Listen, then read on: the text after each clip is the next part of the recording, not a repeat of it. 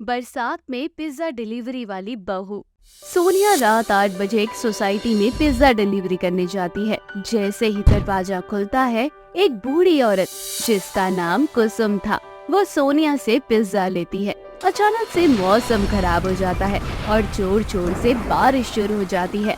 कुसुम समझ जाती है कि सोनिया मौसम और बारिश को देखकर परेशान हो रही थी। तभी कुसुम सोनिया से बोलती है, घबराओ नहीं बेटा, तुम मेरे घर में रह सकती हो जब तक बारिश नहीं रुक जाती। ऐसे मौसम में स्कूटी लेकर बाहर जाना बिल्कुल भी ठीक नहीं है। एक काम करो, अंदर आ जाओ, आराम से सोफे पे बैठ जाओ और तुम्हें किसी भी चीज की चिंता करने की कोई जरूरत नहीं है। इस घर में कोई नहीं रहता, सिर्फ मैं अकेली रहती हूँ।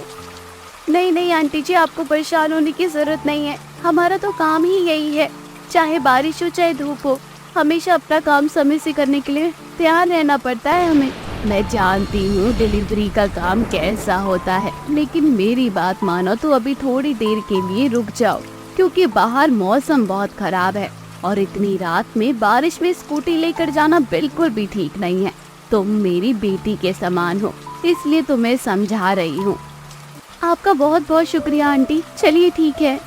कुसुम घर पर अकेली ही रहती है। उसके बच्चे इंडिया से बाहर रहते हैं। कुसुम दिल की बहुत अच्छी थी। वो सोनिया को अपने घर में बैठाती है और कहती है, ऐसे बेटा तुम शादीशुदा हो क्या?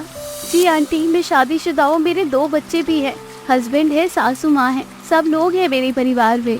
बेटा तुम्हारे घर में तुम्हारे पति है, इसके बावजूद तुम इतनी रात को पिज्जा डिलीवरी कर रही हो। तुम्हारे पति को तुम्हारी चिंता नहीं होती क्या? मेरा मतलब है कि पिज्जा डिलीवरी का काम ही क्यों करना है, तुम कोई और काम कर लो। यही तो बात है आंटी जी, मजबूरी इंसान से क्या करवाए कुछ नहीं पता होता। क्या मतलब? ऐसा क्या हो गया जो तुम ये काम करने के लिए मजबूर हो? सोनिया और मनोज दोनों एक खुशहाल जीवन जी रहे थे। मनोज पिज्जा डिलीवरी का काम करता था। उनके 2 छोटे छोटे बच्चे थे, शिवानी और सूरज। सोनिया की सास करुणा भी उनके साथ रहती थी।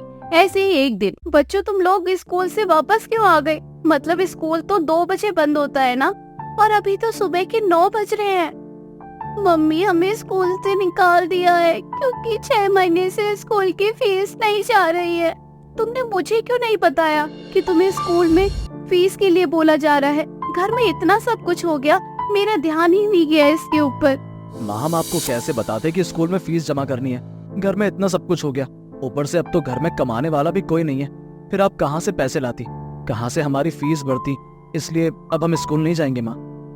अरे ऐसे कैसे, तुम स्कूल नहीं जाओगे? तुम्हें क्या लगता है कि तुम्हारे पापा के साथ ये सब हो गया है तो अब तुम्हारी पढ़ाई बंद हो जाएगी? ऐसा कुछ नहीं है बच्चे, मैं हूँ ना तुम्हारे साथ। मैं तुम्हारे सपने करूँगी पूरे, क्योंकि मैं चाहती हूँ कि मेरे बच्चे पढ़ लिख कर बड़े आदमी बने और अच्छा इंसान बने। मैं कल स्कूल जाऊंगी और तुम्हारे स्कूल की प्रिंसिपल से बात करूंगी और तुम्हारी जितनी फीस बाकी है उसे जमा कर दूंगी। टेंशन लेने की कोई जरूरत नहीं है।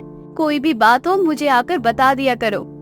बच्चों की बात सुनकर सोनिया की आंखों में आंसू आ जाते हैं। वो खुद को बहुत बेबस महसूस कर रही थी।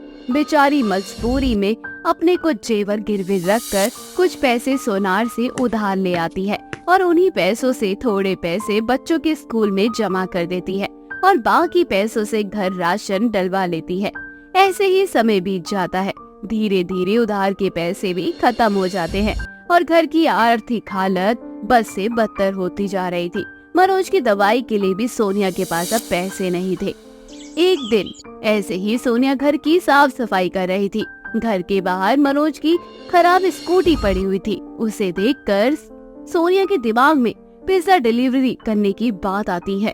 स्कूटी चलाना तो मुझे आता है, शादी के बाद उन्होंने मुझे अच्छे से स्कूटी चलाना सिखा दिया था। क्यों ना अब मैं पिज्जा डिलीवरी का काम करूं, क्योंकि किसी को तो घर का काम करना ही पड़ेगा। आखिर कब तक ये घर ऐसे चलता रहेगा? एक बार इनसे बात करती हूँ, देखती हूँ कि क्या कहते हैं। सोनिया अपने पति के पास जाती है और उसे पिज्जा डिलीवरी करने के बारे में बोलती है। इसके बाद मनोज सोनिया से कहता है, तुम्हारी बातें सुनकर ना आज मैं खुद को बहुत लाचार महसूस कर रहा हूँ। भगवान ने मुझे जीते जी अपाहिज बना दिया है। या तो मुझे उसी टाइम अपने पास बुला लिया होता। कम से कम तुम लोगों को इस तरह से परेशान तो नहीं देखता। ऐसा लग रहा है जैसे मैं अब्बू हूँ, किसी काम का नहीं हूँ। मेरे होते हुए तुम पिज्जा डिलीवरी का काम करोगी? देखो, जरूरी नहीं होता कि घर सिर्फ पति चलाए, ऐसा नहीं है। जीवन साथी का मतलब होता है कि जीवन में कठिन से कठिन स्थिति आ जाए तो पति पत्नी को साथ होकर एक दूसरे का सहारा बनना होता है। और आज जब ये सब हो गया है घर में, तो क्या मैं आपको छोड़कर चली जाऊं? नहीं, अपनी जिम्मेदारियों से मैं पीछे नहीं हटूंगी, ऐसा नहीं हो सकता। लेकिन जो मेरे साथ हुआ वो तुम्हारे साथ हो गया तो क्या होगा हमारा, ये सोचा है तुमने? जीना मरना तो किसी के हाथ में नहीं है। आपको क्या लग रहा है कि अगर मैं पिज्जा डिलीवरी का काम करूंगी तो मेरे साथ अगर कुछ हो गया तो क्या होगा? ये सोचो, जो होना होगा वे होगा, वे घर में भी रहकर हो जाएगा। तो इसलिए इन चीजों के बारे में नहीं सोचते। घर की आर्थिक हालत को देखते हुए मुझे ये सब करना होगा। सोनिया किसी तरह से अपने पति और सास दोनों को समझा देती है। इसके बाद दोनों सोनिया को पिज्जा डिलीवरी का काम करने के लिए सहमति दे देते हैं। सोनिया फिर से उधार लेकर खराब स्कूटी को ठीक करवाती है और उसी स्कूटी के जरिए पिज्जा डिलीवरी का काम शुरू कर देती है। ये थी मेरी कहानी आंटी। भगवान ने मुझे जीवन में बहुत उतार चढ़ाव दिखाया है, लेकिन कभी मैंने हार मानना नहीं सीखा। सच में तुम तो हर औरत के लिए मिसाल हो कि आजकल बहुत सी लड़कियां ऐसी होती है, शादी होने के बाद ना जो भी प्रॉब्लम हो जाती है वे ससुराल में तलाक लेने के लिए जिम्मेदारियों से पीछे भागने के लिए तैयार हो जाती है। लेकिन तुम इतनी बुरी परिस्थिति में हो, अपने परिवार को साथ लेकर चल रही हो। सच में आज के जमाने में हर लड़की को ऐसा ही होना चाहिए। कुसुम सोनिया को अपना नंबर दे देती है और उसे कहती है कि उसे भविष्य में किसी भी चीज की कोई भी जरूरत हो तो उसे एक बार कांटेक्ट जरूर करे। थोड़ी देर बाद बारिश बंद हो जाती है। सोनिया अपने घर को निकल जाती है। बच्चे अपनी माँ को देखकर बहुत खुश होते हैं और उसे सीने से लगा लेते हैं।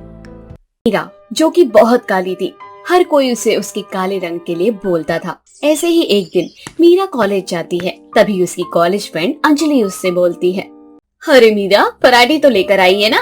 यार सच में तेरी माँ ना गजब का पराठा बनाती है। उनके हाथ का पराठा खाने में ना अलग ही मजा आता है।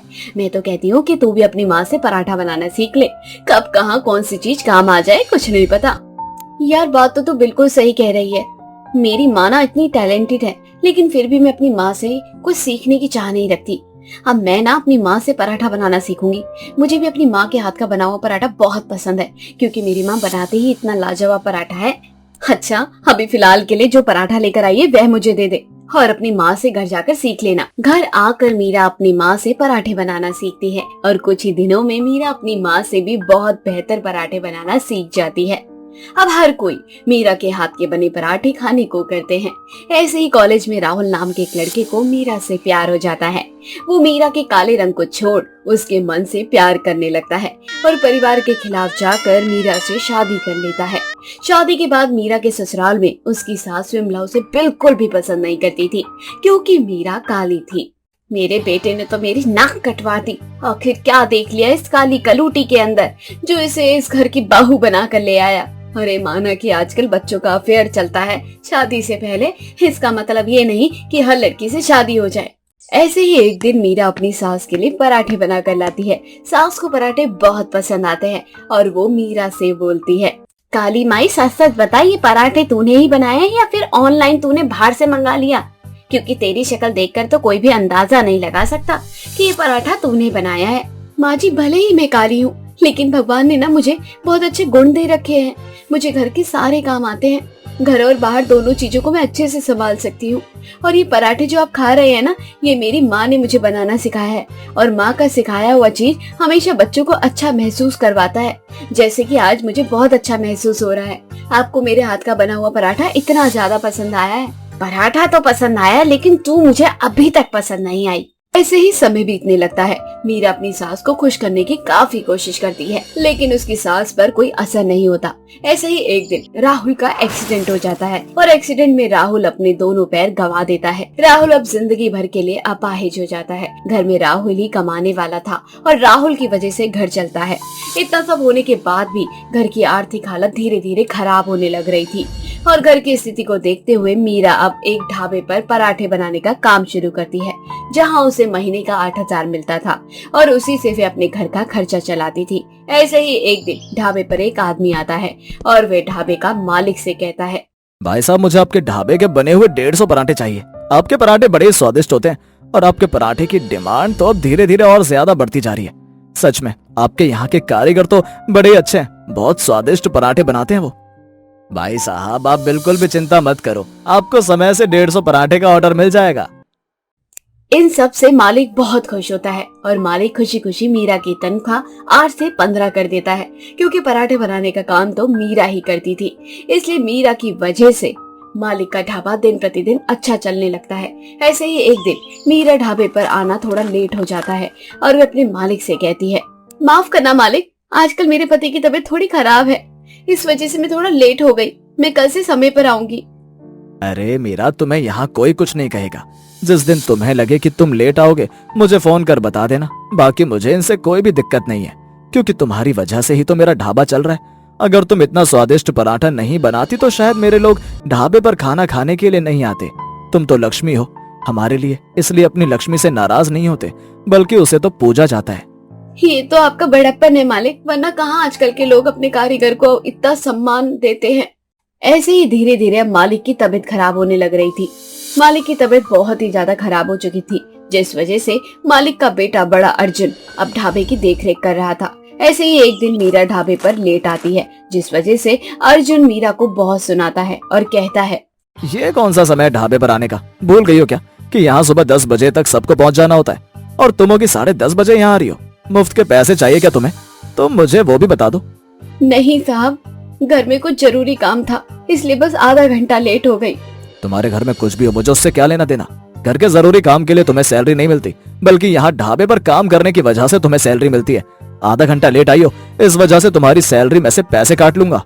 लेकिन मालिक, आपके पिताजी ने तो आज तक मुझे कभी कुछ नहीं कहा, बल्कि उन्होंने मुझे ये सब कहा कि थोड़ा बहुत लेट वे मैनेज कर लेंगे, फिर आधा घंटा लेट होने की वजह से आप मेरी सैलरी तो मत काटो। देखो, मेरे पिताजी ने क्या किया क्या नहीं किया उससे मुझे मतलब नहीं है। अभी ढाबा मैं चलाता हूँ, तो यहाँ जो होगा वो सब कुछ मेरे हिसाब से होगा। ऐसे ही कुछ दिन बीत जाते हैं। अर्जुन बार बार मीरा को टॉर्चर करने लगता है। वे उसे हर छोटी मोटी बातों को लेकर सबके सामने सुनाना शुरू कर देता है। मीरा को अर्जुन का ऐसा व्यवहार बिल्कुल भी पसंद नहीं आता। ऐसे ही एक दिन अपने सभी कर्मचारियों को तनख्वाह बांट रहा था और वे मीरा को उसकी आधी सैलरी काट कर देता है, जिस पर मीरा बोलती है, इस महीने तो मैंने एक भी छुट्टी नहीं करी और मैं बस आधा घंटा लेट थी और उस वजह से आपने मेरी आधी सैलरी काट ली, ऐसा क्यों? तुम्हारी रोज की छोटी मोटी गलतियां हमसे बहस करना, इन सब का हिसाब भी तो काटना जरूरी है ना। और जितनी तुम्हारी औकात है ना, उतना ही पैसा दिया है मैंने। आपका बहुत बहुत शुक्रिया। अब मुझे इस ढाबे पर कोई काम नहीं करना, जितना काम करना था मैं कर चुकी। मीरा गुस्से में काम छोड़कर अपने घर आ जाती है। घर आने के बाद वह अपनी सास को सारी बातें बताती है। इसके बाद उसकी सास मीरा से बोलती है, परेशान मत हो बहू, कहते हैं ना जो होता है अच्छे के लिए होता है। मैं तो कहती हूँ कि तू अपना काम शुरू कर दे। सास की बात मानकर मीना अपना काम शुरू कर देती है। मीना के हाथ के बने हुए पराठे हर किसी को पसंद आते हैं और बहुत कम समय में मीरा का काम बहुत अच्छे से चलने लगता है। अब मीरा के हाथ के बने पराठे हर जगह बिकने शुरू हो जाते हैं। अब मीरा की आर्थिक हालत पहले से बहुत अच्छी हो जाती है। अब मीरा के पास खुद का घर था और खुद की गाड़ी और खुद का नाम था।